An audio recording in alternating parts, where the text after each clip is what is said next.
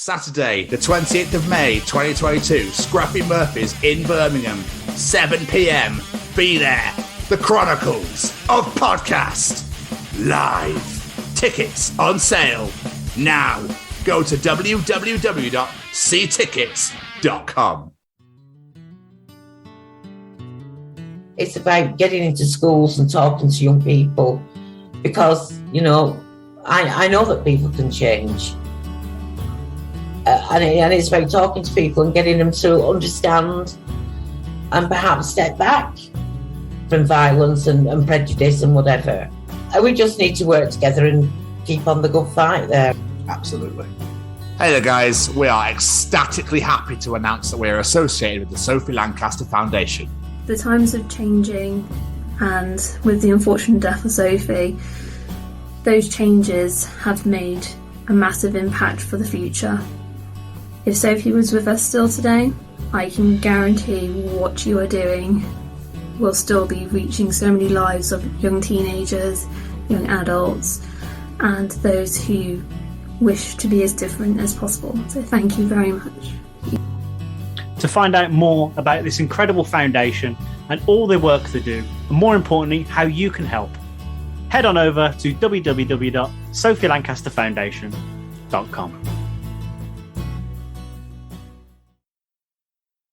All right, is this thing on? Well, howdy doody, everybody. This is Braden Berry from Say We Can Fly, founder of Stay Cozy Clothing, your one-stop shop for the coziest, most fashionable hoodies, t-shirts, and more. Gosh, Mickey. That's right, folks. And we're proud to say that we are now sponsoring the Chronicles of Podcast. Ouch. Hosted by Tom and Jamie. Like, you can get 10% off, man! That's right, Shaggy! Just use the special code, The Chronicles, at checkout. Oh, boy! Hello, my name's Joe Gash, and you can find me on the Chronicles of Podcast talking to the sexy Jamie and Tom. See you very soon.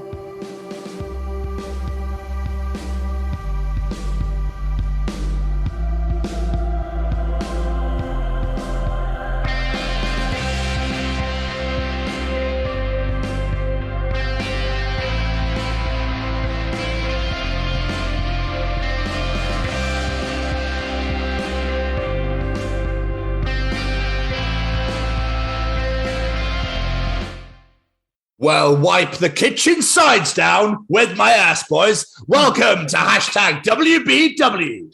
Way Back Wednesday. And these are the Chronicles of Joe Green. Why Joe this week, Jamie? Why Joe this week? Because this week might as well be Joe Green week, let's be honest. Because on Friday, we sit down with Joe again to learn all about the band Deaf is a Girl, because they are joining us on the Chronicles of Podcast Live, May 28th in Birmingham. And we are so excited to have Deaf is a Girl play. But back in the day, we decided to sit down and just learn all about Joe, because the man has done so bloody much in his short career. This is very true. He's been a part of, I think, a lot of bands. I was going to count them and I went, there's quite a few. There's quite a few there. Divine Secret, Cupcake Diaz, the Me's, etc. The band he doesn't like talking about. So yeah, there's quite a lot to unfold and unravel, and really get into the depths of where his influences came from, how he realized he could belt out what he can fucking belt out of those pipes of his. Yeah, so it's really nice to get to know one of a good friend of ours better, realistically. Yeah, it's amazing. Like, we don't underestimate it, at least I don't understate this. Well, I could only speak for myself, obviously, but Joe honestly has one of the best voices you are going to hear. Like, I was listening to Deaf is a Girl earlier, and the pitches and the range this man has, just mwah. And it is taken him to some incredible levels, playing at the Sonosphere Festival back in the day. He's played Download Festival. He's done some incredible things, playing all over the world. Just an incredible untapped talent, I believe. Absolutely. And I think we delve into a lot of music video talk as well. I'm trying to remember the conversation now, Jamie. It was quite a while ago. But it was just great just to sit down with a friend and, you know, just hang out and chat with your mates for a bit. It's quite nice, isn't it, really? But yeah, obviously a lot of people already know the Joe Green story, but if people that haven't checked out yet, haven't listened to Deaf is a Girl yet, that don't know much about Joe, you need to listen to this interview because it's good fun as well. We have a really good laugh. And Jamie never neglects the balls. Never neglect the balls, my friend. Never Absolutely. neglect the balls. Jamie! Yes, sir. Any of those final words of yours? Massive thank you, Mr. Green. Thank you for sitting down with us in the past. Thank you for sitting down with us in the present. And we look forward to seeing you play live in the future. We cannot wait, sir. That was a very nice segue. I like that a I lot. like that myself. I'm proud of that. Joe, thank you so much for sitting down with us again, man. We really appreciate it. It was great to talk to you back then. It was great to talk to you this week. Yeah, everybody enjoy. It's another fucking doozy. Ladies and gentlemen, these are the Chronicles of Joe Green. For you and everything, look at Oh, You're thank stunning, you. mate. Stunning. that. I know, right? That's my best side. So. I'll stop. Isn't it? Just This gets put on YouTube, mate, so you can do whatever you want. I know. Very good That's, point, well, that's why I shaved. I didn't want to look like a complete tramp. So, But it's a dirty COVID hoodie. time, so I thought you would have gone for Although the it's whole thing much- regardless. to be fair, I was going to, and I'm doing a new thing at the minute where like it's shorter than it has been, and I haven't done this like this for a while. I don't know what that is. Just gestures, but yeah. So this is what, neat. Anyway, sorry. Continue on. Well, you look Intro. good. All good. Thank you very much. Right. Are we ready? And I'll do my intro. Yeah. Sorry, mate. Sorry. Ladies and gents, every now and again, we like to showcase our very talented friends, and today is one of those days. Today's guest has one of the greatest voices you're going to hear. A voice that makes you go, whoa, where the fuck did that come from? He's a guitar player, a drummer, a singer, a podcaster, a rump shaker, and a party maker. Welcome to USUK Chronicles, Mr. Joe Green. Hello. That is an intro. See, I'm good at these intros. I know. Very good. All true as well. All true. I am know. a rump shaker.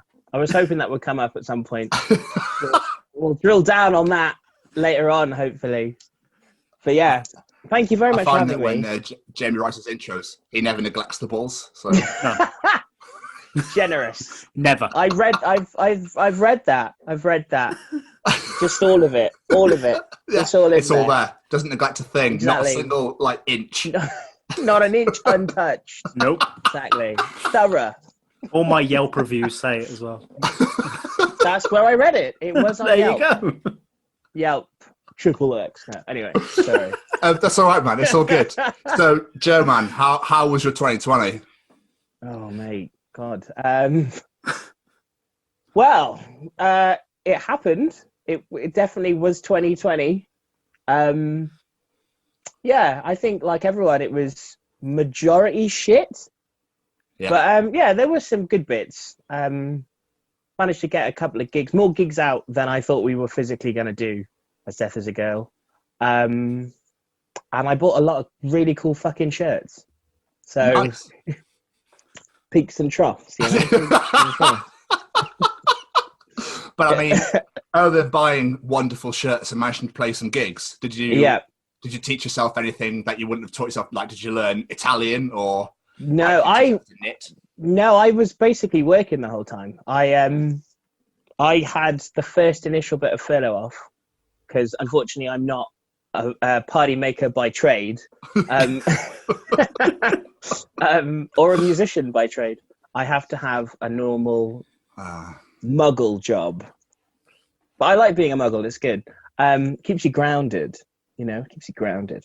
But yeah, so I worked. I had like the first initial 3 weeks of furlough, or when they, did the first lockdown off, and I've been back in the whole time, just cussing every motherfucker out that's been on furlough. No. That's right. Bring it.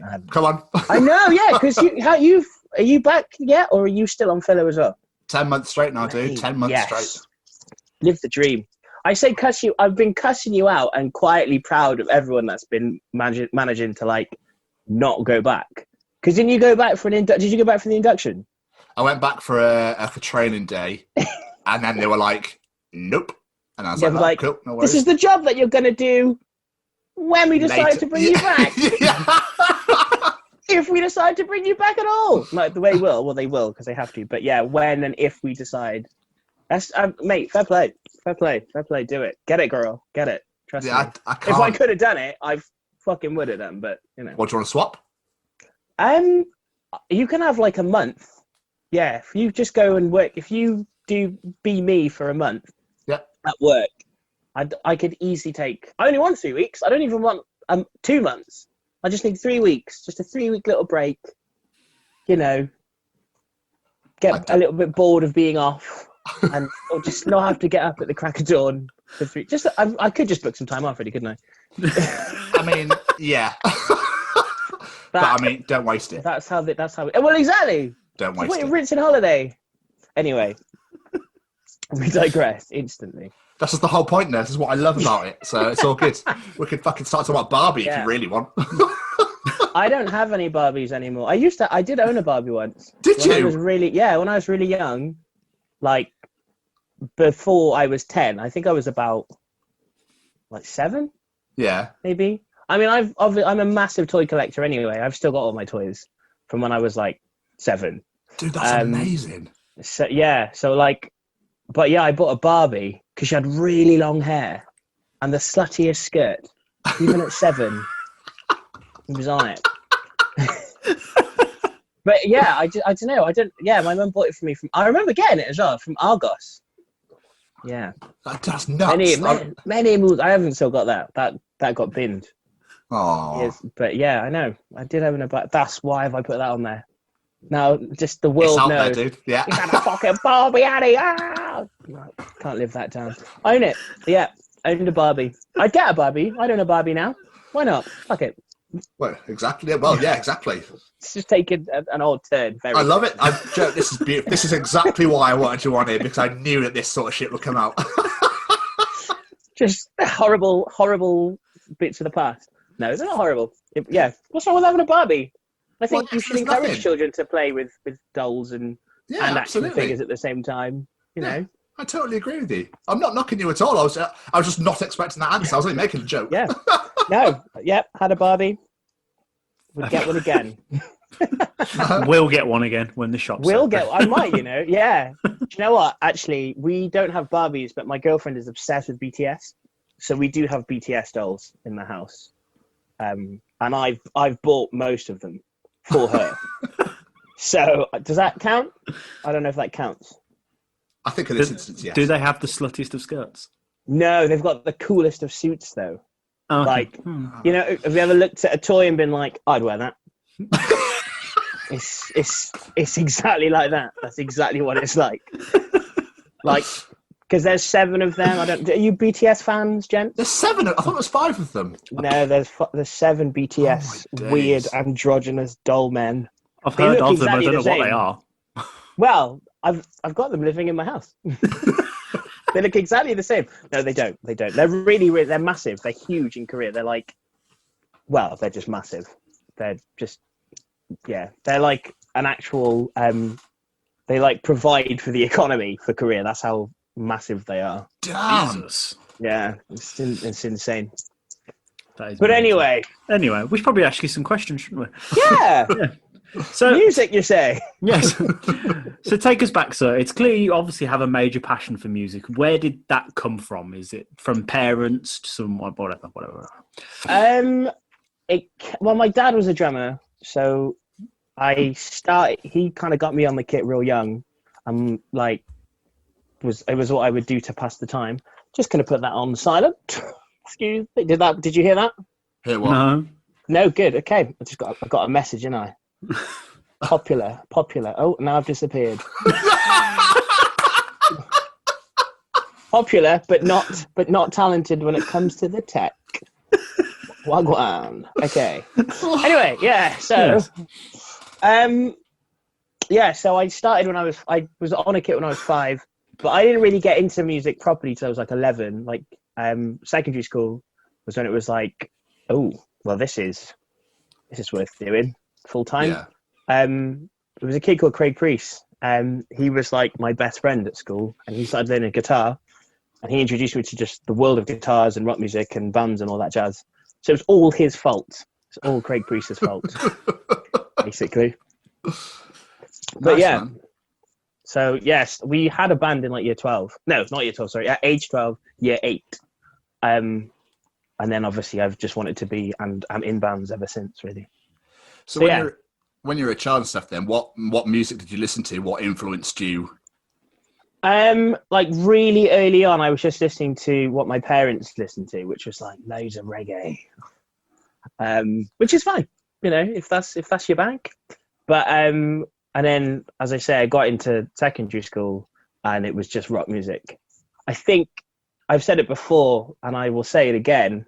I think as a rebellion to all the reggae, the fact that it was just completely opposite. I think is what was the instant appeal. And yeah, I've just fell in and we didn't have MTV2 at the time. This would have been like, do you remember VH1? Yes. Oh yeah. We're talking like VH1. So it'd be like the Friday night rock show every Friday with Tommy Vance. I was just like glued to the TV for 2 hours. I'd have to try and stay up because I was still quite young. And yeah, 12 till 2. I'd try and watch the whole thing. I think I did it like maybe once or twice.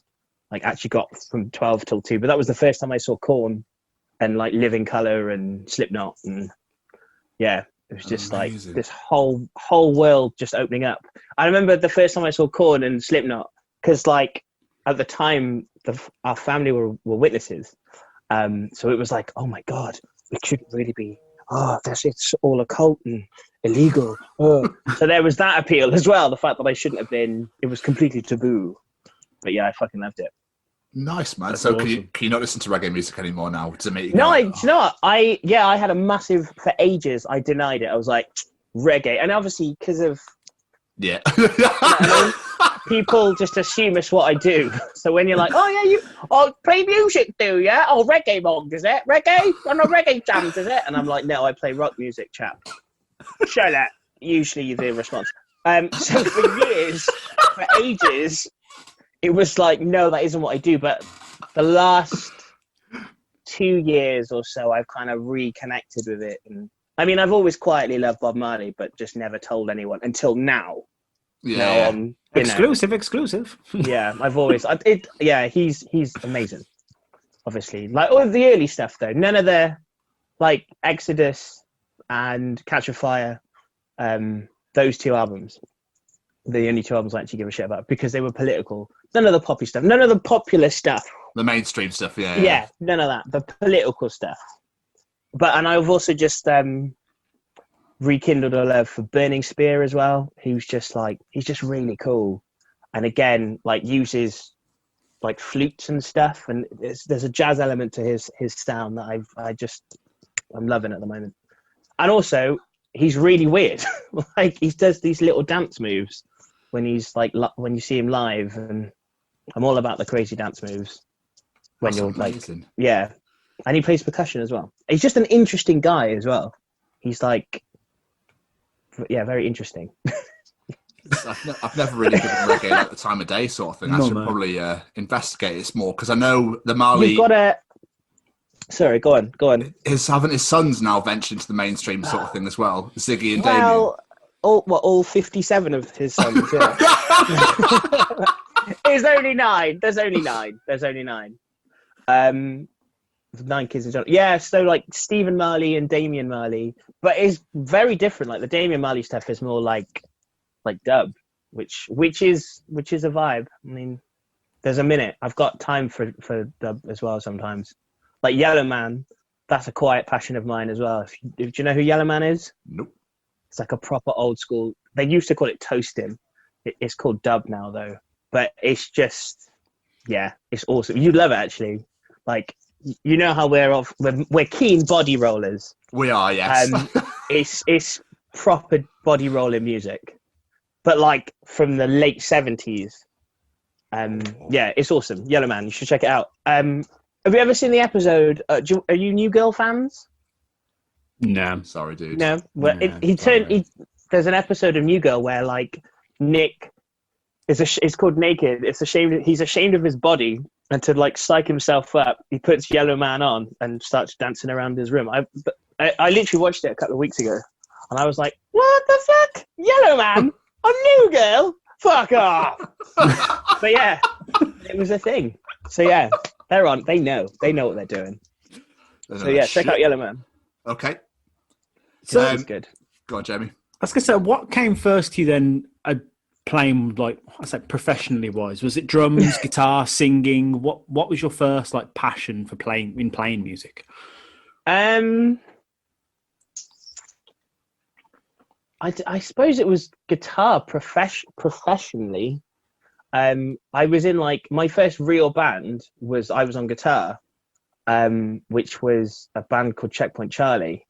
Ooh. Which would then become Divine Secret. So Checkpoint Charlie was like my first real band where we would like do actual rehearsals and stuff and like do real gigs. And then out of that, that's where I met the drummer, Ben Newham, who obviously we all know. Out of that, he and I branched off to make Divine Secret. And then midway through Divine Secret, I was at college. And I was drumming at the time anyway, but just as for fun. Okay. Yep, just for fun. There we go. And then I joined the Mies, like kind of halfway, I guess, in like the third year of Divine Secret being a thing. So professionally, it would be guitar into drums, and then there was a period when I was just drumming in I think 2011. Divine Secret had stopped, and I was just drumming for like 2 years, and then Empire turned up. So before we start going through the back catalogue of bands that you've been in, okay. One question I do have is, how did you realise that you had that set of fucking pipes on you? Did you just wake up one minute like, oh fuck, okay. What is this? No. I don't know. I still don't think I'm that great, to be honest. I think you're all having me on. I mean, fuck off to start with. Yeah, babe. I don't know. It was just, I think it came from listening to I listened to a lot of female singers initially, and then I got into Incubus, and Brandon Boyd just changed it all, really.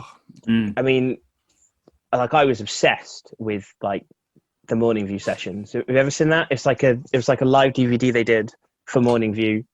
And yeah, I recorded it off of MTV2 onto VHS, and I would literally it was how I would start the day before I would go to school. It was it was him. And then from him, Liam Creamer, who was a singer from a band called This Girl. And then just, yeah, but I would say it's mainly to do with, I would reckon it's because of the females first, because they're much higher and their register is obviously higher. Yeah. That's probably what it's their fault. It's the girls' fault, essentially. I'm just going to blame the chicas. I mean the women. Sorry. I love that. I've never heard that before. A male vocalist turn around and go, "I'm inspired by female singers. That's where I found my range." Massively That's so. wicked. Yeah. I love that. Yeah. I think. Oh yeah. There you go. But they're just the best. I mean, Skin from Skunk Anansie, for example. She was when I discovered her, it was just like, well, this is who I will be when I grow up. But, with a willy. And more hair. Yeah, and more hair. But yeah, I was, again, so it was like Brandon Boyd, then Skin, and then just kind of amalgamating the two. And then Glassjaw and like Daryl Palumbo. And then I found I was just attracted to singers who could sing really high. That were men as well. That's do you know what I mean? Does that make sense? Yeah, it does. It makes perfect sense. And then Jeff Buckley turned up, and I was like, well, oh good lord. But it was weird because, singing wasn't even supposed to really happen. I only did it in Divine Secret because no one else would do it. And then, as I say, at that time I was listening to Incubus and Skunk Anansie and all that jazz, which heavily influenced our sound. And then, but whilst we were doing that, and I was thinking we sound like them, people were like, "Oh, you sound like Jeff Buckley." And at the time, I didn't even know who he was, so I didn't get into him until maybe 5 years on, 5 years into Divine Secret, and even then, I was like, "No, he's alright." But now, I'm just obsessed with him. He's just amazing. Grace is one of the best albums of all time. Yeah, if you're it's really depressing, and it's ideal if you're in a breakup. So yeah, and I've been in a few breakups. So always come back round to Jeff Buckley Grace. I've never listened to him ever. Mate, it's amazing. You love him. You love him. I'm gonna get on it. I think I'm gonna get on it. You're an emotional guy. He was like you wouldn't believe. He was like a really sophisticated emo. Like he'd drink red wine and like he'd have a small. I think he didn't have a small side fringe. He had like quite kind of. Yeah, it was like I don't know, like Bob. Yeah, but it was like all curly. He was just amazing. He's just an amazing dude, and he's one of those guys that the more you get into him, the more you realize how amazing he is. So right, okay. Yeah. I'm gonna invest. So start with Grace, yeah. Yeah, great. Well, that's the only real album he did because he's in the 27 Club. He died at 27. Oh shit! Yeah, I think he went out. I think they were in France, maybe, I don't know. And he went out to the sea to have a swim in the sea, and he never came back. Fuck. Just washed out. Apparently, he was drunk, possibly, and maybe on other, On candy. Yeah, other fun bits. Yeah. But yeah, that's the story. Shit, man. For a swim, never came back. Like Richie Doodad from like the Manic. That's what happened to him. He was like, "I'm going swimming, lad. See you later," and then he never came back. Fuck's sake. I assume that's how it went. So, did you study music or get vocal training, or is this just like? No, I never. This is me. No. I did music tech, and I obviously did music for GCSE. I wasn't good enough for A level, babe. It was not happening. Yeah, but music tech, and GCSE. But yeah, I love playing. It's like it's a therapy for me. I know that's what that everyone says, but it's true. I get really weird as you can probably tell, because I haven't played for fucking ages. After seriously though, I get really, really moody and antsy and everything's what's the point? So yeah, it's a definite therapy for me. So well, hopefully that's why I do it. Hopefully they'll start fucking vaccinating, won't they? Hopefully. I just need them to open the studios up again so I can rehearse with my band. I'm not even, I mean, obviously I want to gig and stuff, but I just miss playing with my mates at this point. Man. So, so Divine Secret was obviously the first band that you, realistically, do you remember the gig we played? No. So I played in a band called Shake It Bravos. Oh my God! So did I! Yeah, because I think you went first. Because I ended up being a singer for a while. I mean, Okay. not great at all. But what lineup was this then? Me, Jack Coltman, John Spores, and Tom something or other. It is that big fuck off house. Tom Walker? Is it Tom Walker? No, his last name escapes me. But we played a show in 2006. We sold the pigs out. And amazing! I thought it'd be hilarious to put. I said that we were going to play last, and then went, actually, no, I'm actually not going to. So our name got put at the top of the thing because I remember Ben kicking off about it. I just did it. So I just wanted our name at the top of the ticket. I don't give a shit about where we played. Yeah, that's clever. I see what you've done there. That's good. And then Chip was I don't remember. There was so many gigs at the Pigs. Yeah, I've probably got that's probably on a poster somewhere. I used to have a massive A2, I think it's A2, I don't know. But the big one that you'd find on outside somewhere. One of those illegal paste job ones. I think with us on it. It might even have been that gig. That's mad. That is so crazy. Fun. I remember 2006. Your favourite House Atlantic cover was fucking incredible. Absolutely incredible. That was the thing. Coheed had turned up at this point and obviously changed our lives. See, guys who want to sound like girls again. Claudio Sanchez, yeah. Bang. Oh, mate. Yeah, we just seen him as well that year because that was the first year we'd gone to Download. So, okay. It was the second time I'd seen Coheed because the first time was at the first Give It a Name. That's how we were introduced to them. Yeah. Which was I think 2 years prior. But yeah, the pigs was for pretty much how Divine Secret even, if it wasn't for the pigs, Divine Secret would never have gotten off the ground. Okay. Is that where you met Ben? No, I met Ben at school. He and I went to school together. Okay. We were in music, and we both failed DT together. We both got U's before it was even like time for exams. That's impressive. The teacher was a Nazi, so that's pretty much. She was vile. She was horrible. And she was like, "You guys are crap. I'm not even going to put you in for the exam. There's no point." What? So we were like, cool. So we used to spend every DT lesson just up in the library, or if we could try and blag a music room, we try and try and jam and stuff. Yeah. So fuck that teacher. She I think she's still alive. Hopefully not. No, I'm joking. I'm joking. If she is still alive, she could get in the fucking bin. She did us a favour though, because DT's like, you can,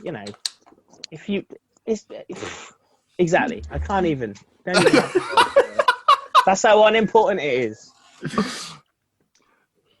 Amazing. Anyway, sorry. We continue on. Yes.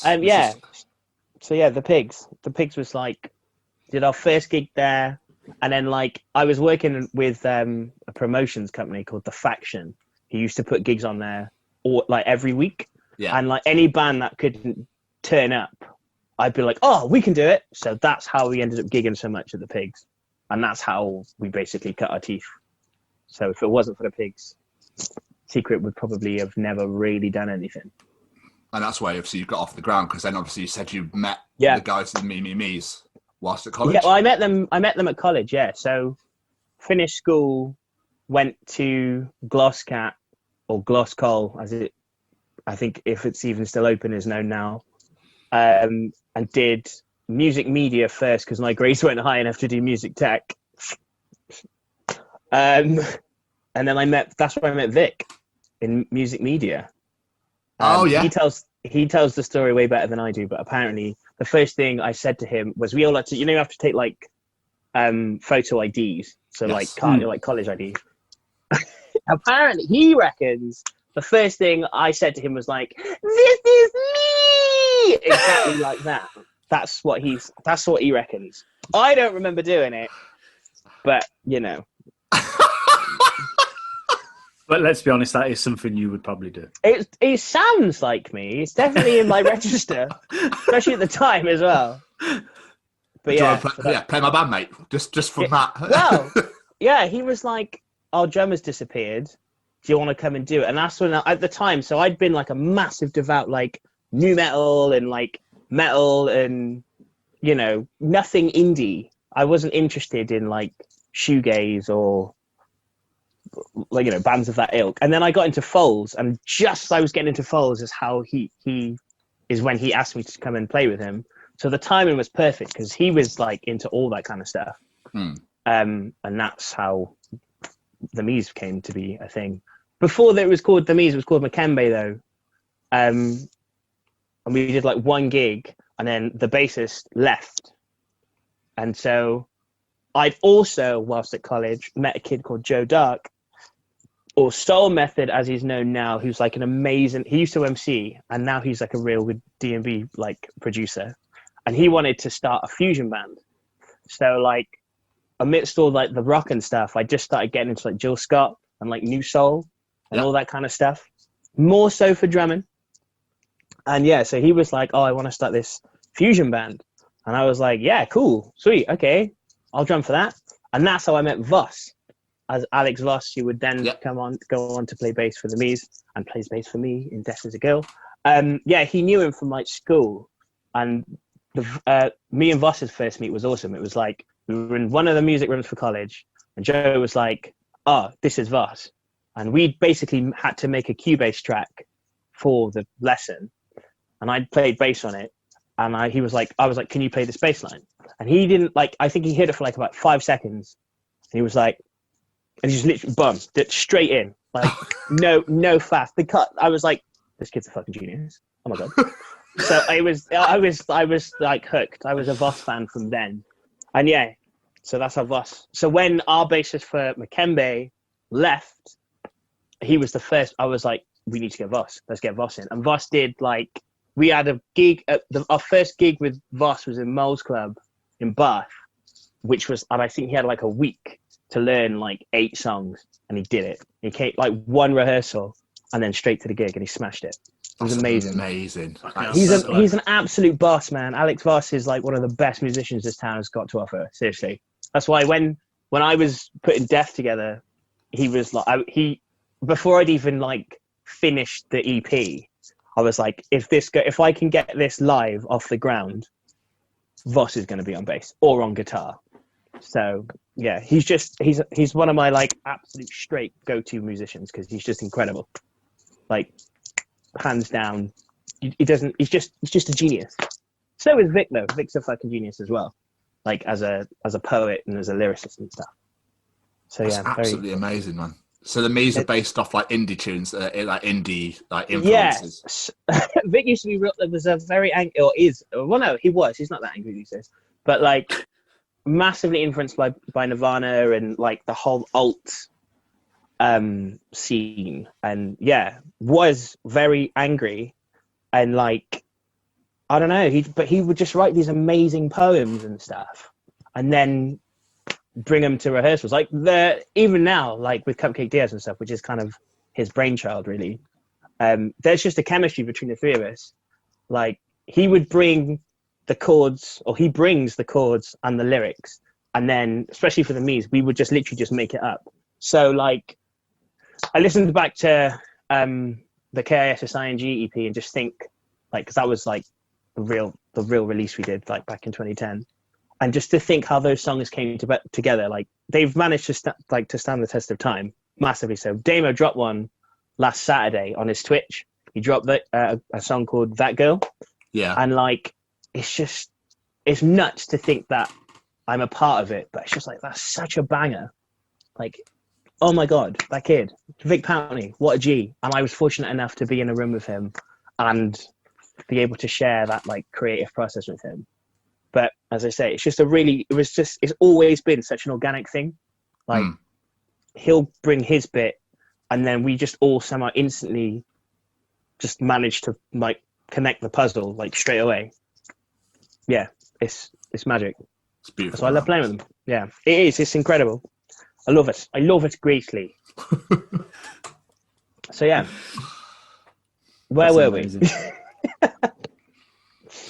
So yeah, that was the beginning bit, and then so Divine Secret was like 7 years of graft. We did our last show in 2011, so it was 10 years this year. And then like the year before was when I met the Stev from Empire. Oh yes, the juicy goodness. Yeah, when shit got real, son. Got real. Yeah, so that whole thing came about by like mad accident as well, though. So his girlfriend is someone that we used to knock about with at the Pigs, Michelle Midwinter. Michelle, yeah. Yeah, she used to do photography and stuff. So we knew her, and I think he just finished his band, Casino Drive, which had done like, they were Bristol based and were like doing real well. And then I don't know what happened, but somehow it kind of fills it out, I guess. So him and the guitarist Dave decided that they were going to do this new band, and just kind of like cherry picked everyone. So they got Tupper in. Yeah. Who was the drummer, John Tupper, who was amazing, like little mini Travis Barker. And then they actually got Matt Mead, who would become the actual bassist. But Matt Mead dropped out, and it was replaced by, do you know a band called Ghost of the Avalanche? I've heard like a proper like thrashy two-piece from from Froome. So Nick Wilton was the bassist when I turned up, and then obviously he asked me if I would. I actually said no. First of all, I went and saw what they were doing. And I was like, meh. And then the year like Divine Secret was finishing, and I was like, yeah, go on then, fuck it. So then I went down, and this is what I mean. So the first time I went, Matt Mead was there, and then the second time I went, Nick Wilton was there. And from Nick Wilton being there is when I was like, oh, okay, cool. and it was like kind of beginnings of what would become Where the World Begins. So like My Colour Optimistic was one of the tunes that was being kind of started, and then I think that was the only one that made it onto the good EP. But yeah, that's how that band kind of happened. They just kind of asked me to do it, and all of a sudden everything just went nuts. And then we did it, and then we did like 2 EPs, and like kind of like did a little bit of graft, and then we went and recorded the real EP, which had 8 tracks, which had Black Hearts on it. So before the 2 EPs, I think I've got it somewhere. I can't remember exactly what the track listing was, but that was it. So we'd done what's that song called again? It's got like the whole, I can't remember the bloody lyrics to my own song. How terrible is that? Hold on, bear with me, caller. It's been so long since I've had to talk about them. That's how bad it is. All the Rage? Yes, that's the fucker. That is the one, yeah. So All the Rage and My Colour Optimistic were actually like the first 2 songs we recorded. So that actually ended up on 2 EPs. And then they'd written everything else. And I'd brought Black Hearts to the table, or what would become Black Hearts anyway. Yeah, so because I hadn't written anything for ages. So I was like, hey, I've got this song. It goes like this. And they learnt it, and it would become Black Hearts. And then so we recorded that, and then the Where the World Begins EP. And then they were like, let's drop that first. I couldn't believe they dropped Black Hearts first. I was like, there's no way. It should definitely have been My Colour Optimistic, but it was Black Hearts. And then everything went a bit mental. Yeah, because that's... everyone was just loving it. 40,000 views on YouTube, I've noticed. I know. Like, what the fuck is that about? That's mad. It was weird, though, because, like, some people, as for all the people that were like, oh, this is it, man. This is the new sound. Rah, rah, rah, rah, rah, rah. There were, like, at least 10 people who were like, I don't know, black and white video, though. But, yeah, it was crazy. It was the EP that kind of, it was that EP that kind of made everything go crazy, and we were like featured in, I think, most of the like UK musical magazine press. So yeah, that's pretty cool. Do you know how that took off though? Was it a certain person got ears to it and spread the word, or was it just, I don't know, we just woke up one day and everyone was like, this song? Our manager at the time was a guy called Russ North, and he used to work for Fender, and I think he just put it in front of the right people. And I think people were keen, like they kind of trusted him because he was an A&R for Fender. So he used to work with like Biffy and Atlantic. And so he was like, he had a credibility that I think people trusted. And I think, I don't know, I think it just kind of, it was fresh and it was new, and there wasn't many people doing, it was, I don't think there was anyone kind of doing that whole of like melodic, almost metal sound thing going on, other than like Alter Bridge and stuff. So especially in the UK. So I think, yeah, we came out at the right time. So I think it was a combination of Russ and then having a good song. I mean, that EP still stands up. Like it is like 8 bangers, to be fair. It's so good. Like I can say that now because we're not a band anymore. But yeah, like by comparison, like you can, I don't know, I kind of compare it to the album. You can just hear like, and knowing how it all came together as well, like there's just a fluidity to that whole EP that I think, yeah, you could hit like almost hear how hungry we were, just to make an absolute, but also like how chilled, and it was quite again coming back to being all natural and chemistry and organic and everything. There was a natural organicness to those songs because they lived for a while. And we'd lived with them for a while and like played them live a lot more. So I think that helped when it came to recording them again, you know, and also being able to talk about them and continue playing them. So yeah, good times. 2013 to 15, the golden years. Was it fun making music videos? No, it was fucking awful. I hated it. Really? Why? It's a lot of prancing around and like pretending, like it's really hard. Like the Black Hearts video, for example, was like, that was so hard to do because like because it was the first one, we were like, we're gonna give it like fucking everything. I think it was like a 6 or 8 hour shoot or something, and like we were just going at it. I was hungover to fuck as well. Like by the end, I'd sweated out like all of the booze from the night before. In fact, the t-shirt I was wearing changed color, like because it had like a white line of salt from all the sweat. Basically, it was disgusting. I had to, because we had to do some reshoots, and I had to get another t-shirt from the company that gave me that t-shirt. I can't remember who it was. Yeah, and like all the slow-mo bits we have to do, like you have to do. You guys have you guys recorded? You guys must have done videos and things where you have to do like the slow-mo thing. So in order for it to be slow-mo, you've got to like speed up the frame, so you've got to do everything faster, so that when you slow it down, it makes sense. So I see like, what you mean, but no. Yeah, we had all the slow-mo stuff. You have to do 4 times faster. So like trying to mouth the words 4 times faster and run around, and it was awful. I hated it. I'm not like, oddly enough, I know people will be like, shut up, you fucking love it. I actually don't like being in videos. I hate it. My favorite Empire video is Hands and Tongues, because we're not in it. And there's an amazing narrative to it. It's I think it's our best video. I didn't find that one. Hands and Tongues is Hands and Tongues, yes. Yeah, sorry. Yeah, it's got the guy that looks like Patrick Bateman in it. It's like a total he goes nod. mental. Yeah, total nod to American Psycho. That is my favorite Empire video. I see. I did find that one. The one I loved was Sour Taste. Yeah, another one. Happy about that. Not in it. You're not, but I'll be honest. It's my least favorite video. Why? I had nothing to do with the treatment. And I when I was told what it was going to be, I was like, okay. And then I don't want to sit here and say it was shit, but it wasn't to my taste. Okay, because very diplomatic answer there.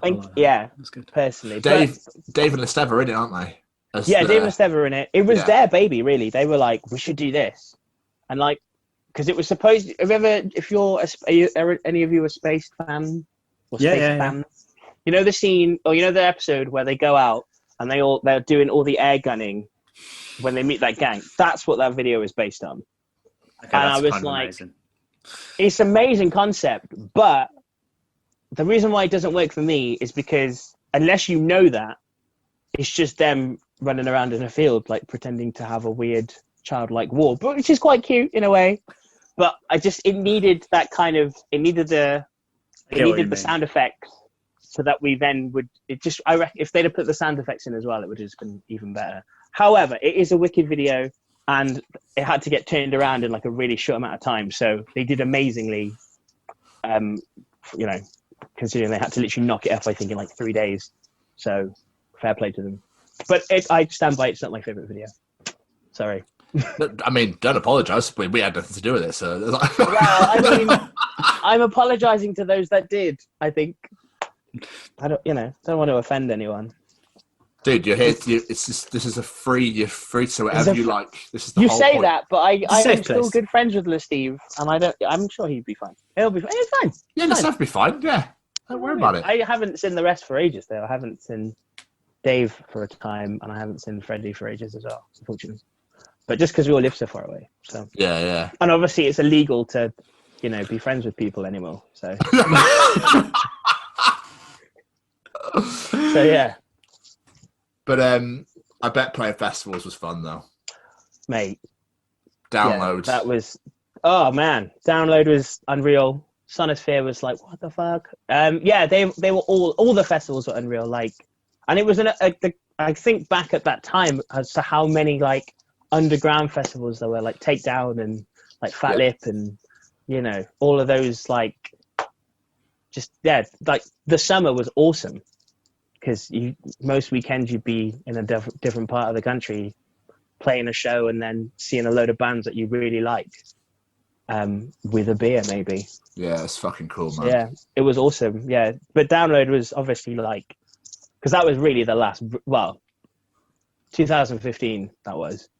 Yeah. And that was like probably just nuts. Crazy. To be like, I can't believe I'm playing Download. Get to see Muse for free.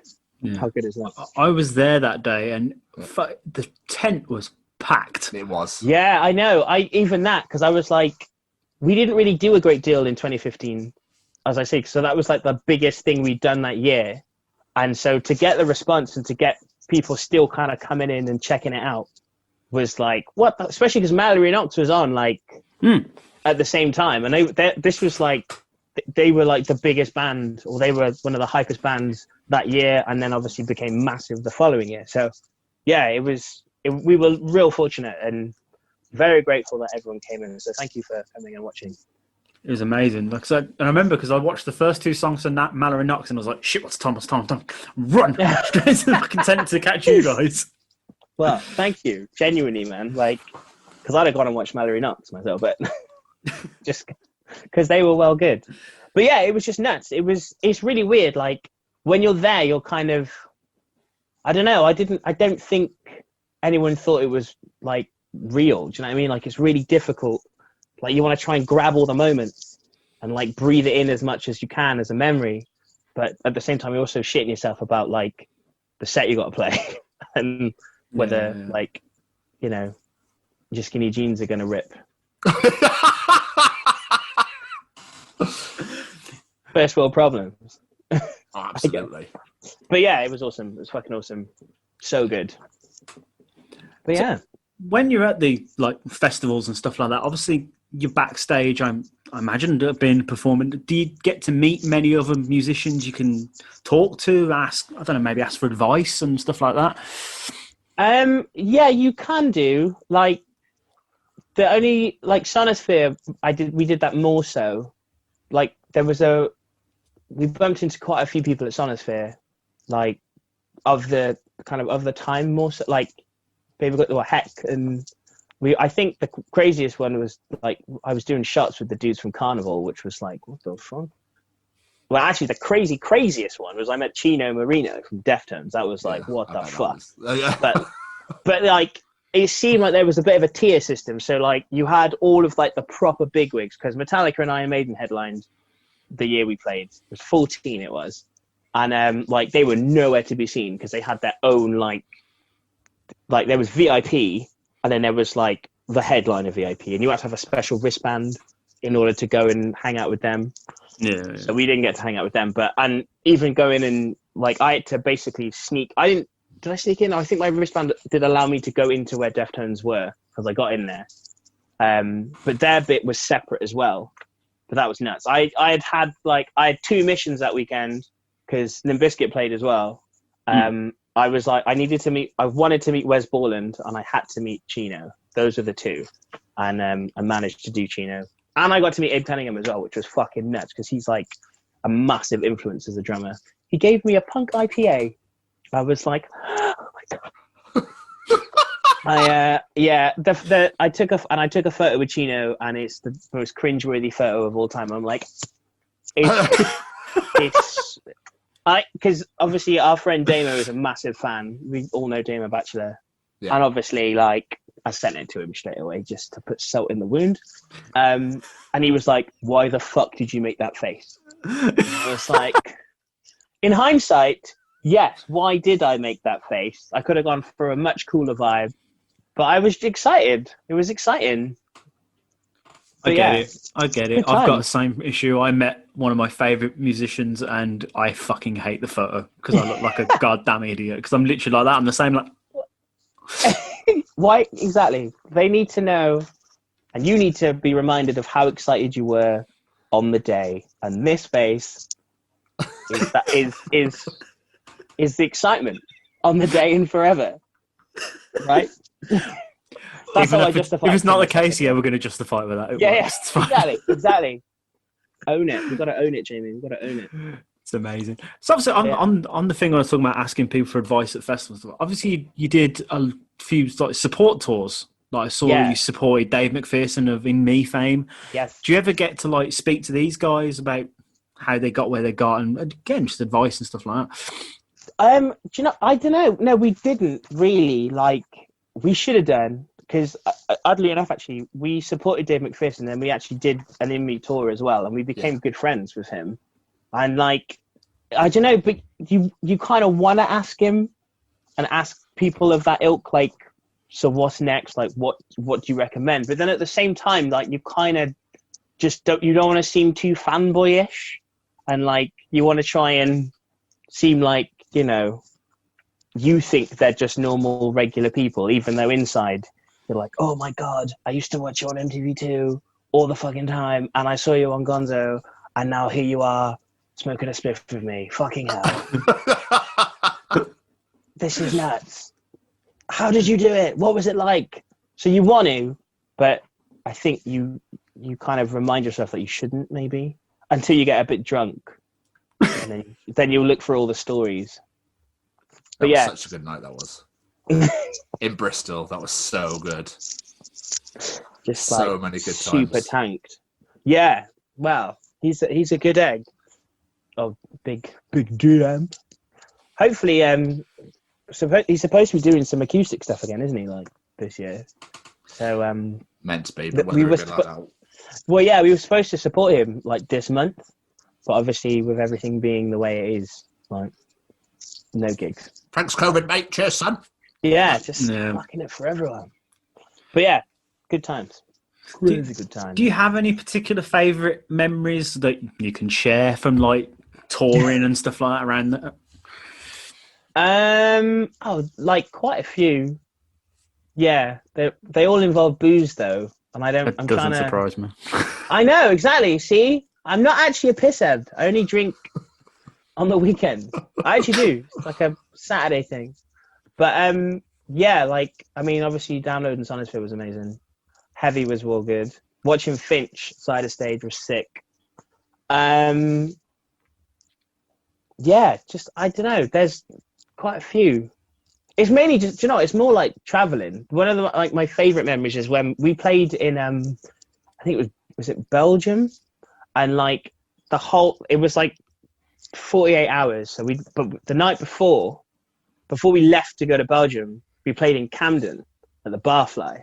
Amazing. And yeah, so there was like a super late show, and we got to Dover at like 2 a.m, smashed out the show in London, drove to Dover.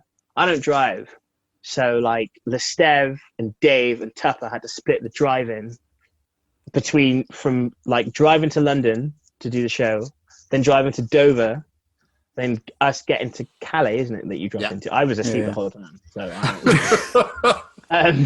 and then we drove from France to the festival. We played Euroblast, so Belgium again.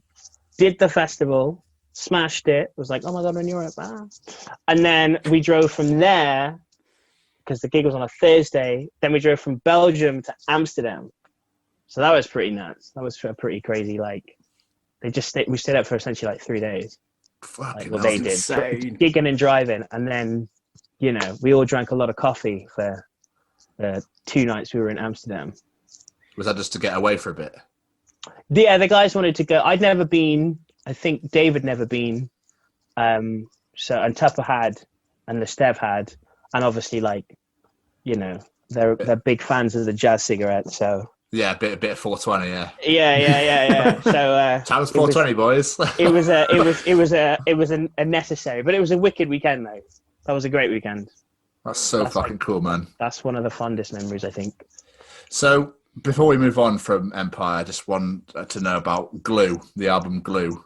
Yes. And like the inspiration. You're the only person that knows about this album. It feels like. How am I the only person that, like, it's out there? I'm joking. It is out there. I don't think that many people know about it. Because My Party, My Rules and Sour Taste are just mwah! And The Colour of Shame. The Colour of Shame is The Colour of Shame is the fucking banger. Yeah, I do like that song. Love it. What an opener. I know. It is a banger. What do you want to know about it then? Well, just like what inspired you to write? Like, did you write it? What inspired you writing it? Like, just because obviously that was the last release you had before obviously everything fell apart. Do you know what? It did. It just disintegrated. Do you know what? The craziest thing, a lot of the lyrics on that especially lyrically, because like musically, the boys were, I think, we'd spent ages fannying around with an album. I think that's one of the reasons why it took, like, that was probably part of the problem. And we had written, I think, an album before the album. Okay. And so but there was a lot of kind of like, oh, we kind of wanted to do this, and we should we be trying to do that? And eventually, what became Glue was just the boys just writing. It was like, just don't give a shit, stop caring, just write what you like.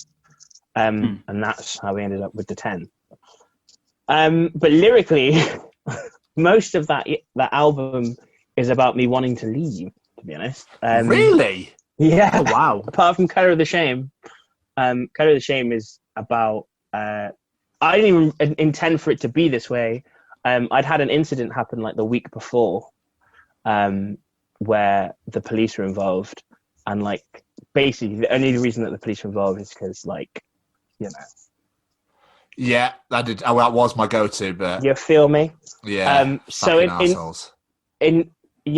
like inadvertently, I ended up writing about it because I was just kind of like, I think the first line came out, and then it just kind of all just started coming out. So yeah, but most of that album, as I say, like Glue, the song Glue is genuinely about leaving. It was like about not wanting to be in the band anymore. Wow, I was not expecting that answer at all. Yeah. It was definitely near the end, I think, for me. As in, like, it was definitely coming towards the end. Yeah. By the time that album had come out. What exactly, I don't know how much detail you could go into, but what exactly happened? Why did it all fall apart? I think it wasn't just me that was feeling it was near the end. It turned out, like, the week... I remember it, like, I was thinking, I think I've definitely had enough now. And then... like on the Monday, maybe, or the Tuesday. And like the next day, I got a phone call from the Stev and Dave, and they were like, yo, dude, hey, we want to talk to you. Yeah, we think it might be time to call it a day. And I was like, no way. Like, I've been thinking the same thing. It's so strange. But I think it just stopped being fun for everyone. And like, it was like just too much work. Yeah. And oh shit! Let me just rip down this camera. But yeah, that's probably the main reason why everyone was just so like, we were in kind of in unanimous vote to be like, if it stopped being fun, then we need to just call it. Yeah. So that was pretty much it, really. I thought you were gonna... Go ahead. Sorry, go ahead. So I thought you were going to say they listened to your lyrics and went, Joe, fuck off. No. Like we were fortunate enough to tour a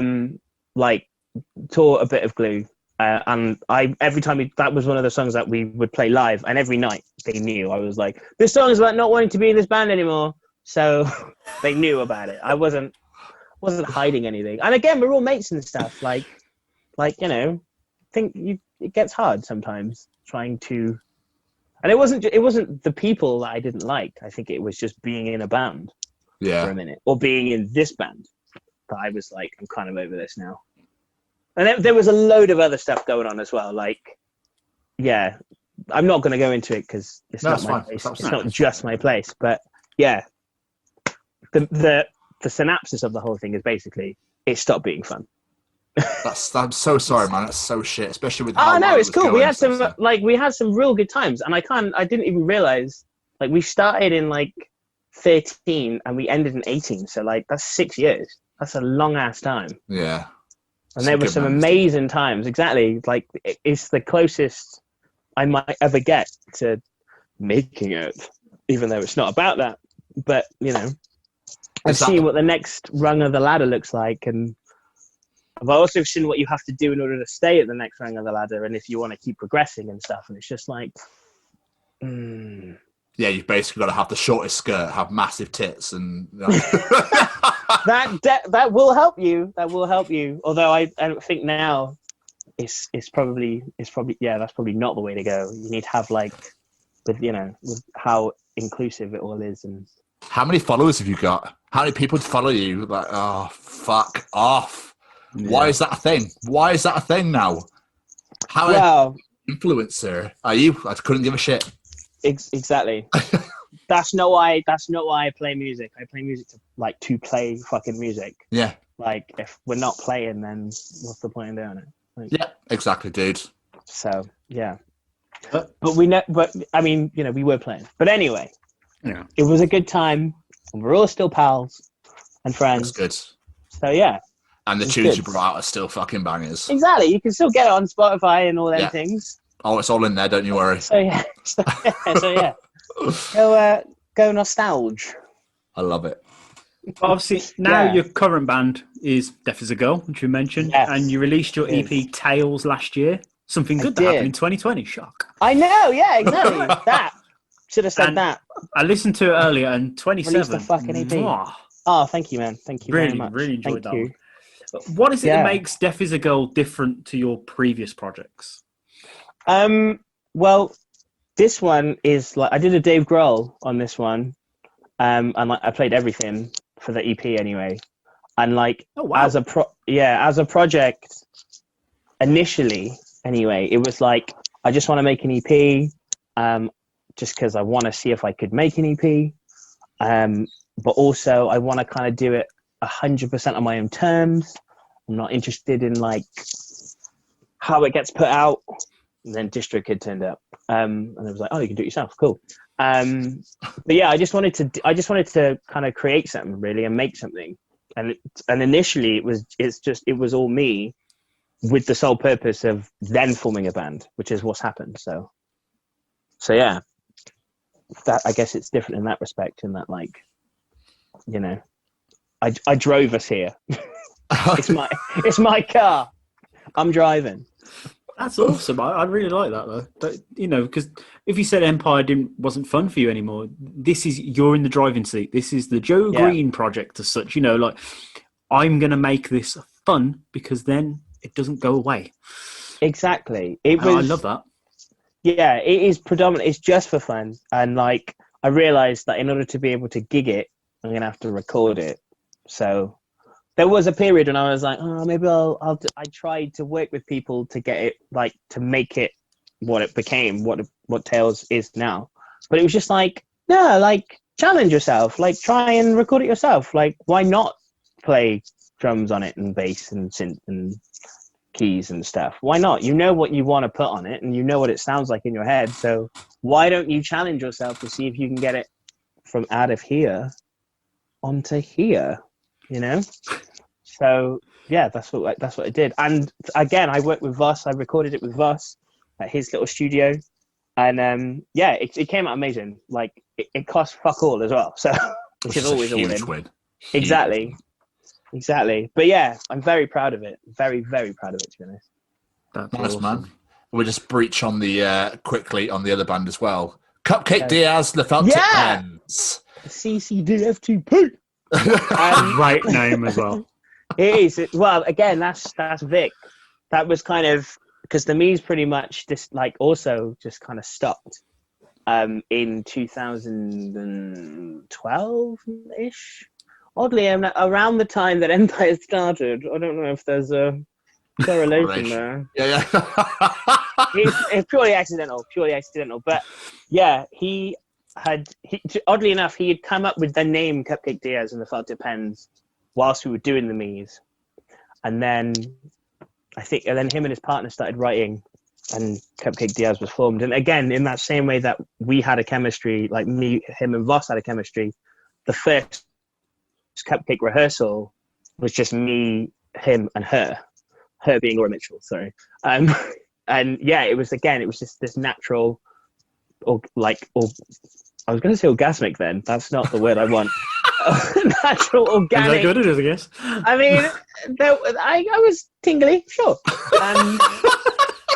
Yeah, it was just really natural. And then obviously Voss came in because we all need him in our lives and in our music because he just makes it better. And it was, again, the chemistry was just straight away. But the two of them are incredible songwriters. Like, it's a 50-50 split. So she writes some stuff and he writes some stuff. And again, it's like they bring it to rehearsal and then we make the songs just then and there. It's awesome. I love that band greatly. It will do more, hopefully. Nice. In the new year. We're actually we're finishing off an EP that's taken like 3 years to make. We started it 3 years ago, and like with everything that's gone on, and just the fact that we're all really fucking lazy. I say we. I did my bit like 3 years ago. Man's is good. You get me? Man's is good. I've laid my bits down here. Sorry, every now and again, just pack them just wrong. But yeah, so it is coming. So yeah, Cupcake Diaz, go check them out. Oh, I saw you live. You did. Well, come see us again, please. Joe, you know I'll always be there, mate. You know I'll always. You haven't seen Death as a Girl yet, though, have you? I haven't. Mate, but I lost count of how many times I saw Empire. That's fine. You've got backup points. You've got yeah, Money in the Bank. Yeah, thank you. And obviously I played with Divine Secret. So. You did. I mean, that's the money maker right there. That was a good night. That was a really good night. But yeah, I'll put my hands up. I've not listened to Death as a Girl yet either. I'm so sorry. But as soon as this interview is over, how do we get him off? I'm joking. Tom Stevens is now dead to me. No, he's not. You will. You should. Jamie will tell you it's not shit. It's not. It's wonderful. Thank you. Well, thank you, Jamie, for checking out Death as a Girl. I'm so sorry, Joe. I've known you longer as well. I know. I'm so sorry. I mean, Joe, terrible. Please. Joe, please. It's fine. It's fine, mate. It's fine. You've still got time. It's also all over Spotify and Apple and Tidal and all that. That's my evening sorted, so. All them shit things. No. Joe, you are now yourself a wee little podcaster. I know, yeah. This is what happens when you're forced to stay in all the time. Your mates are like, let's chat on Zoom. We are now. Yeah, like now, yeah. Yeah, which is grand. Yeah, Damo Bachelor, the little genius that he is, kind of messaged me a couple of months ago. I can't believe it's already been a couple of months. Was like, I'm thinking, I've got an idea. I need to ring you. It's my Damo impression, apparently. That's nice. I like really it. Good. Really good. Yeah, I think it's pretty apt. Yeah, where'd you get here? Yeah. Too much hair. Far too much hair. Come on. Yeah, so he was like, I'm thinking about doing a podcast. Do you want to do it with me? And I was like, yeah, fuck yeah. Because I was thinking about, like, it would be cool to just chat with mates about music, like musical mates about music. So I was well keen. And then we've just kind of just done it, really. Like, it's all fallen into place. Obviously, you guys have helped greatly. So thank you for your input and your wisdom. The Qui-Gons to our Obi-Wans. Yeah, but it's been really good. We had James and Steve on for the first one. He was fun. We just spoke to Clive Bremner, aka DJ Jinx. He was awesome. Today, that Chris Evans from Either Lion has just come out. We've spoken to Charlie Baxter as well, so that's coming, which will be fun, which was good. It was a real good fun talking to him. And then the most recent one we just recorded was with Karen Cooper, who plays for a band called Hyperfora. And I'm just going to let you all know now, so it's no surprise when you're like, man's a proper fanboying though, all my days. Because I was proper fanboying. I know Karen anyway, but I'm just in awe of him, and just like, he's so amazing. Like, we've got loads in common as well. So like, and like loads of the same musical tastes and stuff. So yeah, good help for that. Joe Green fanboying over Karen Cooper. I'm excited on podcast. Don't worry. Yeah. A certain one of us has already fanboyed over a podcast before. Don't worry. It's fine. Really? It's Who was it? Which one? Braden Is that Barry. What happens? Yeah. Who? Braden Barry. Who's that? Say We Can Fly. Oh. Emo acoustic singer. Oh, yes. Yeah. Not Tom Stave. You didn't... That was also another one, but that was like our first big interview that we did. Yeah, I enjoyed that one. He was so funny. He is hilarious. He is just from start straight through, absolute, just hilarious. I love that guy. I just couldn't believe that he existed. But that's the thing with the beautiful thing about podcasts is you talk to people you never ever thought you would ever speak to. Yeah. Because I was going to say, how did that kind of come about? Was it just you asked him? I'm friends with him on Facebook because I went to see him live in 2017. Yeah. And we had a photo together, and he was like, "Oh, tag me, man." He's like, so he was like, "Oh, yeah, add me, I'll accept you." So I did, And I tagged him in the photo, and then literally I went, worth a DM, I think. Worth a DM, I think. So I was Absolutely. like, hi Tom, do you want to do this? He was like, yeah, man, absolutely. Like, is it all right if I bring my son? I was like, yeah. Which obviously didn't happen in the end. No. But yeah, the weirdest thing in the world though is on the day of the show, is waking up to a phone call off him is the weirdest thing ever. I can imagine. Forgot about that. Like, that's just the strangest. Hey Tom, Hey, I can't word this Skype shit out. How do you word this Skype shit, man? But he's just hilarious, though. He's just such a funny dude. But thank you for checking it out. He just seems that's his way, isn't it? That's just how he is. Just a funny dude all the time. Yeah, I'd love to live with him. There's no character there. It's just like, no, this is what I'm like. Like, cool. I can get down on that.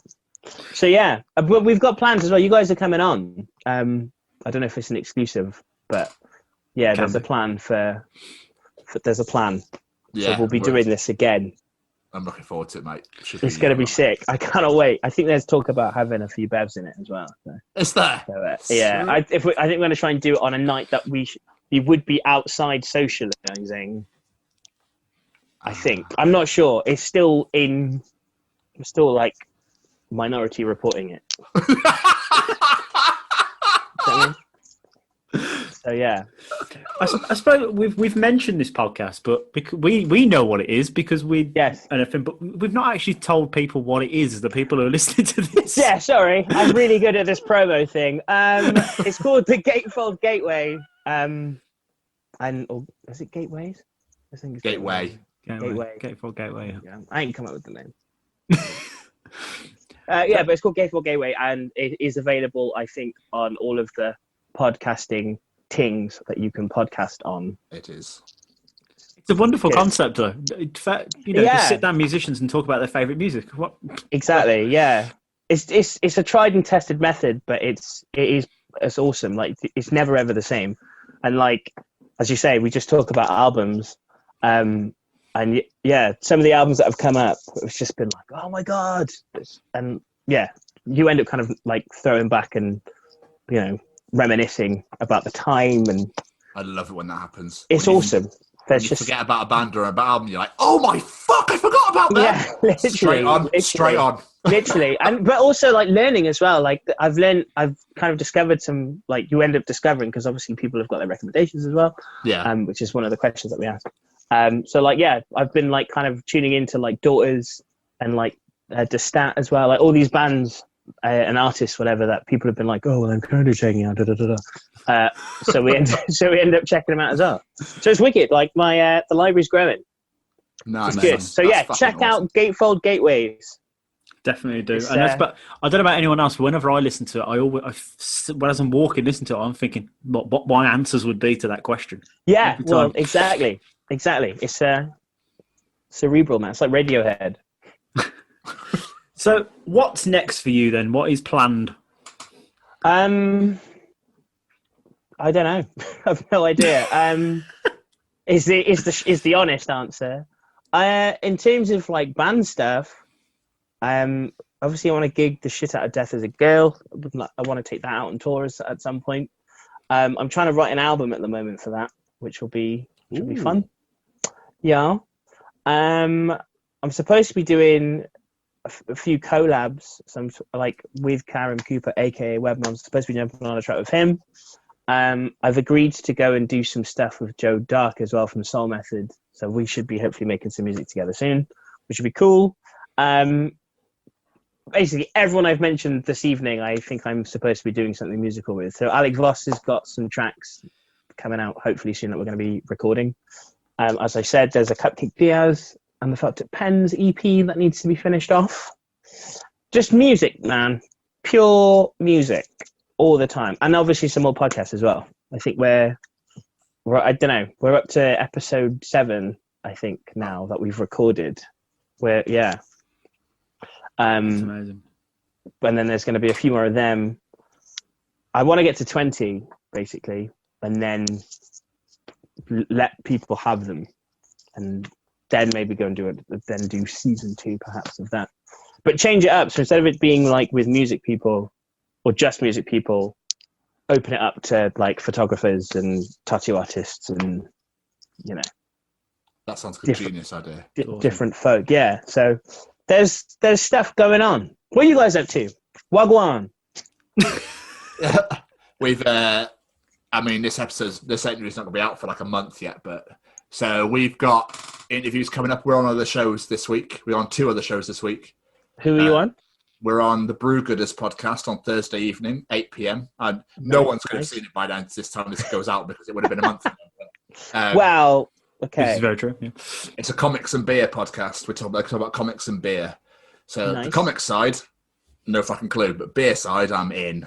Indeed. So we got to take our own weird beer to drink and chat about and stuff. So it's going to be fun. So do you have to have a recommendation type thing? Yes. What do you know what you're bringing? I'm going to take blueberry waffle beer. It's delicious. It's a stout. Who's that by? Vocation. What do they do normally? I recognize that name. What's their like flagship one? Have they ever? Do they sometimes? Can you find one of their bevs in? It's just in Tesco and stuff like that. So. Okay. I don't know if you find this. I don't really know. I'm not really a pub manager. I might have to ask Damon that question. We'll text him. Yeah, we'll do that. Blue waffle, lad.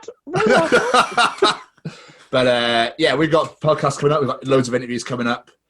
More shows to do. So we're busy with this show at the moment. So yes, that's good. Which is really good. So other than that, mate, waiting to come back to work.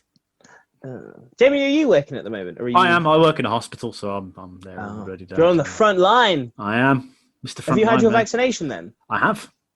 How are you feeling? Apart from the third nipple and a little bit of lactation, I'm good. Haven't got Bell's palsy then? Not yet. No. How long? Man, that's my biggest fear at the moment. And I tried to explain this to some dickheads at work, and they're like, "You're a fucking conspiracist." I'm like, I'm not saying it will definitely happen. I'm just saying it is a concern of mine. Fuck's sake. I did read a story today that apparently someone in America said it turns you gay. A rabbi said it turns you gay. The vaccine. Oh, that makes sense. And then someone put, "What if I'm already gay?" Is it? It makes them go the other way. The crab. It's like if you feed a crab alcohol, it walks straight. Is it like that? So yeah. It's a terrible, terrible Ricky Gervais joke. Okay. But, yeah, I won't. But yeah, exactly as I said it. So, wonderful. But genuinely, how long has it been since you've had the vaccination? About a week. Yeah, about a week. Do you know which one you had? Pfizer. I see. Cool. It's all good. Yeah. What would you say to anyone who's kind of like, "Oh, I don't know." Fucking do it. There it is. Yeah, I see people all day, every day. Just fucking do it so we can get this shit gone, please. Absolutely. Yeah. Absolutely. Okay. But anyway. Well, I'll be watching you intently on Facebook to see if there's any psychotic episodes or, you know. Or that might not be the virus, to be fair. There could be anything. Yeah. Okay. Well, how will we know the difference? Like, what we need to tell? Or like I don't know. It hasn't happened yet. I don't know what the tell will be. Okay. You just listen to this podcast and be like, "Hi guys, I'm by myself today because Jamie has decided to go It's been arrested." Yeah. He's gone to London ski dip in the Thames for no reason whatsoever. And he's going to live underwater now, so something about gills and a new fishtail. I only caught half a message. I mean, he watched The Shape of Water and that was him sorted. That was his new life. He's in love with this beautiful French girl. Great hair, beautiful lips. Loves eggs. Yeah. See,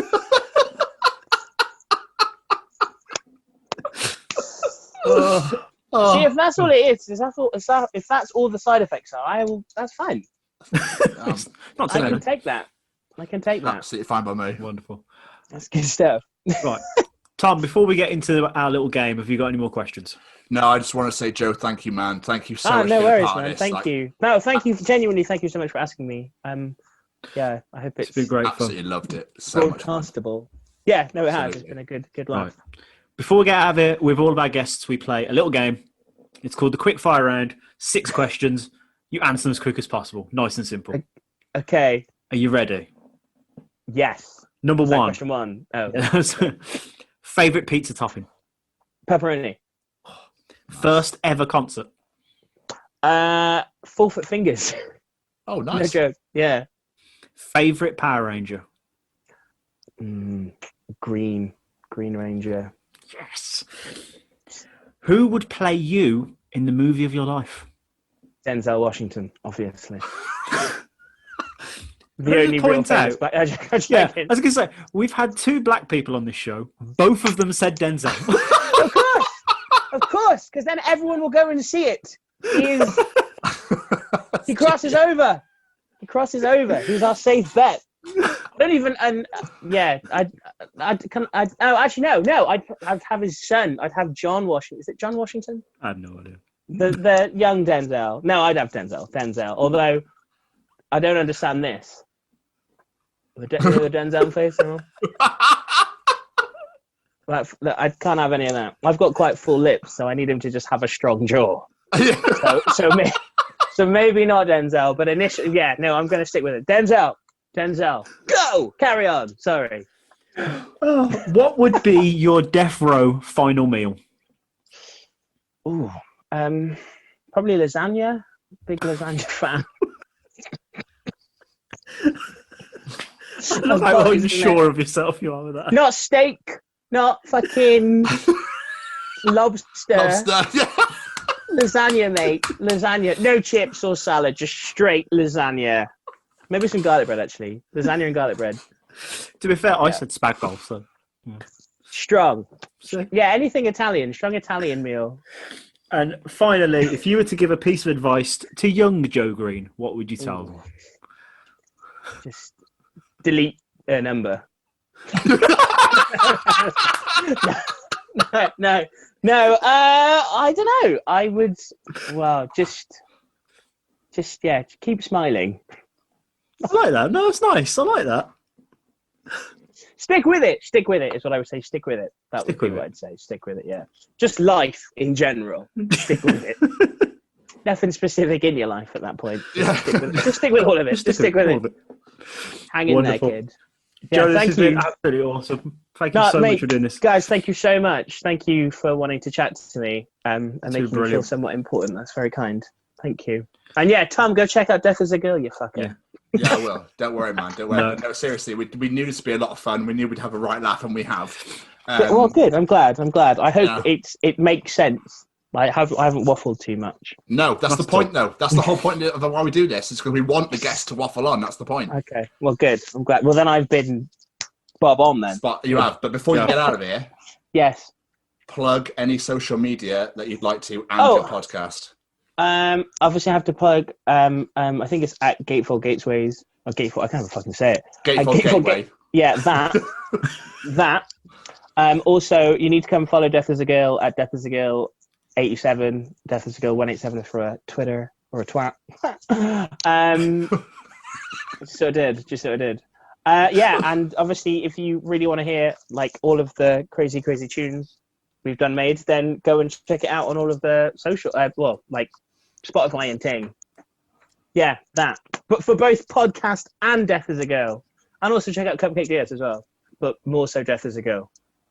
Done. No worries at all, Joe. Mate, no shame. It's been incredible, and best of luck with everything with Death as a Girl, because Thank you the talent and the potential is there to just fucking take it to the moon, man. Well, yeah, thank you. Well, thank you for having me, and keep up the good work with these bloody podcasts. I thought you were going to say keep on trucking then. So did I. Keep on trucking. Keep on trucking.